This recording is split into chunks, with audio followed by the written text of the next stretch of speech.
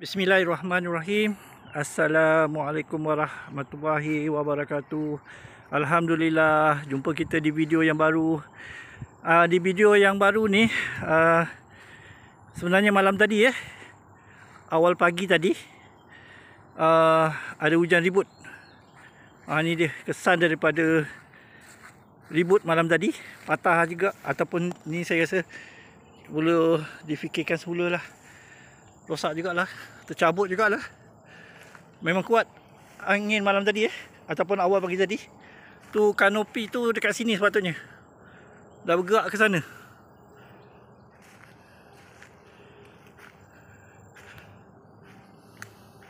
Teruk jugalah. Saya rasa saya kena baik pulih lah. Ini dia antaranya ke sini pergi memang kuat angin semalam. Koyak juga lah. Koyak ni kanopi kawan saya ni. So tanaman okey. Cuma infrastruktur yang agak banyak yang rosak. Sengit terjungkit. Tapi yang pokok-pokok alhamdulillah lah, semua dalam keadaan elok.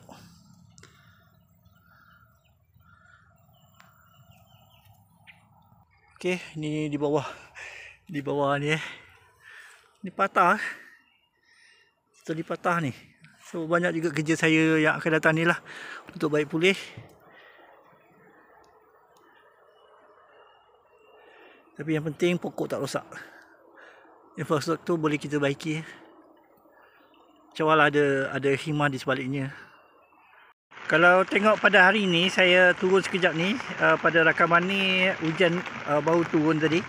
So saya tak boleh nak buat rakaman sebab tak ada. Saya bimbang saya punya telefon ni akan masuk air.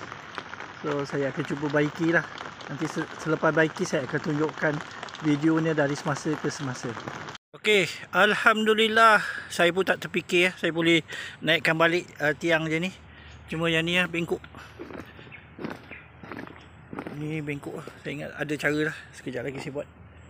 So tanaman semua okey.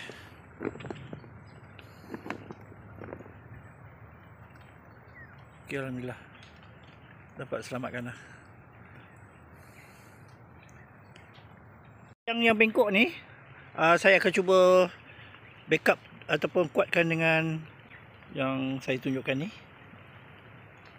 Okey, alhamdulillah dia masih boleh berdiri dan melindungi pokok-pokok yang saya semai, pokok kurma dan juga rambutan dan juga pokok durian lah. Saya gunakan macam ni je lah, macam yang dirancangkan tadi. Saya gunakan besi tambahan lah yang ada, saki ataupun besi pendek mungkinlah yang tu ada jugalah. Saya rasa saya akan buat dari semasa ke semasa lah. Rasa agak sukar lah untuk saya buat pada hari hujan ni.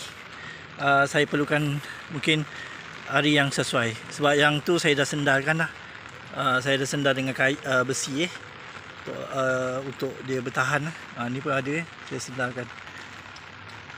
Cuma kanopi tu jauh juga dia terbang daripada sini ke sana tu. Tapi setakat ni alhamdulillah lah, saya rasa tak ada pokok yang terjejas. Cuma nak mengangkat tu saya rasa perlukan dua orang punya tenaga tu. Dia tak boleh seorang tu. Okey, itu sajalah perkongsian pada kali ni. Mudah-mudahan dugaan yang berlaku ni memberikan pengajaran untuk kita bersama dan ianya membina kekuatan kita yang seterusnya. Okey, assalamualaikum warahmatullahi wabarakatuh.